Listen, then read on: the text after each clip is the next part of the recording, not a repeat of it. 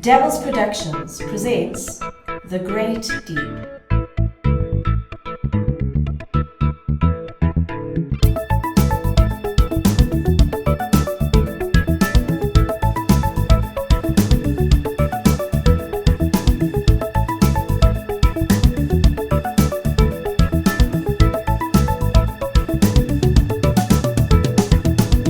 Hello and welcome to episode number 26 of The Great Deep. My name is Ryan Calder, your host for this show, and this podcast runs parallel to the music of the Great Deep album. For those who don't know, this Great Deep podcast series is basically diving deeper into themes and ideas that are part of the songs on the album. Well, it's a new year, so Happy New Year, everybody! I ended off last year, 2020, with a music residency at a hotel in the Drakensberg Mountains from Christmas Eve to New Year's Day, and it's basically where the hotel employs you for a week to play music for their guests every day.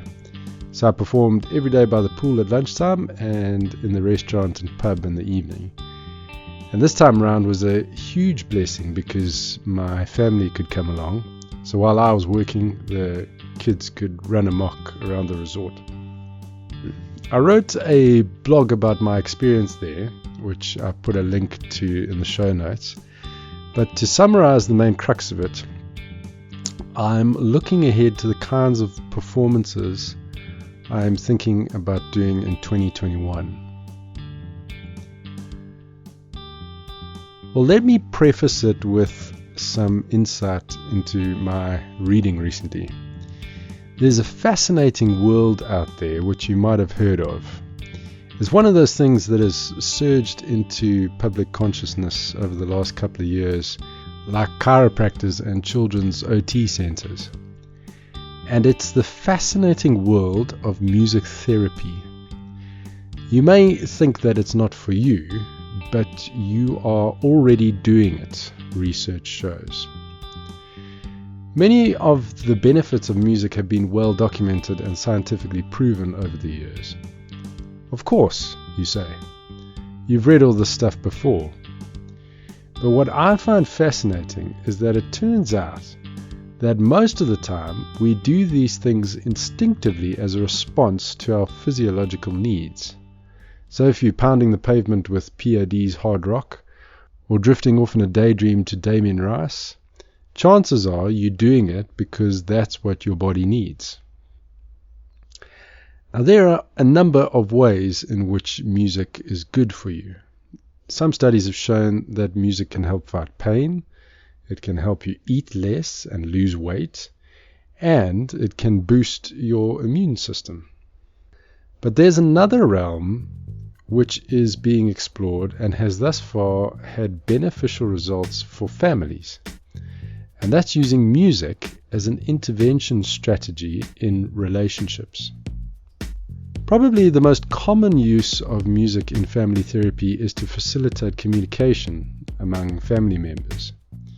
Because music is a medium that attracts both children and adults, it has advantages in the realm of psychotherapy outside of its usual means.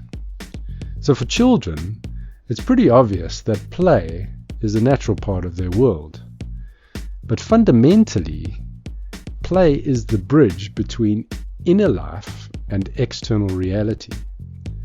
And although children are not conscious of the function of play in their lives, their play allows them to assimilate reality to themselves rather than adapt themselves to reality. In other words, play helps them make sense of the world around them.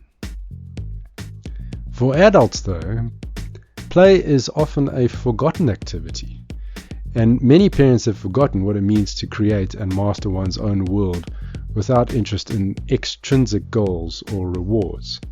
And although the value of play for children is not questioned by professionals, parents who accompany their children to a family session often consider play, and especially play with toys, just a waste of time. But most adults, including parents, do value playing music. For example, a bag of percussion instruments can serve as the play material for a music therapy session. Both children and adults tend to react to the instruments with curiosity, and parents usually do not have the negative associations that children's toys tend to evoke. Now, about 5 or 6 years ago, I went on a mission of performing house concerts. We basically took the music into people's homes and designed a set and a show that would engage folks and any of their friends they invited. And it was really memorable. And part of the set was inviting volunteers to come and play bongo drums, harmonicas, shakers, and any other variant of instrument that we had at our disposal. Because we were in people's homes with their friends, everyone was pretty comfortable and volunteers weren't difficult to get. But the fascinating power of this simple part of the set was that it lifted the lid on passivity.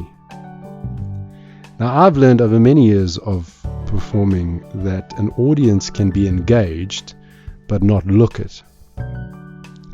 But when you invite one of them up to join you in making music, suddenly the whole room is very obviously engaged. There's eye contact between each other. Such a simple thing, but how often do we do that in our busy lives? There's communication of a primal nature. Playing a beat or improvising a tune can speak far more than some of us can string into words. And somewhere deep in the unspoken dialogue is bonding in a moment and sometimes healing in relationships. Parents and children, brothers and sisters. Music and musical instruments become co-therapists in the midst of a house concert. So looking ahead into this year, I have this in mind, and I'd be interested to hear your thoughts or comments, or maybe even some of your experiences with music and its healing power. Well, that's it for this episode. Don't forget to like, subscribe, and share if you enjoyed it. Even better, connect with us and leave a comment and join the discussion. And for more insights on the band and this project, we recommend you go straight to the source, ryancalder.co.za, where you can find all the details.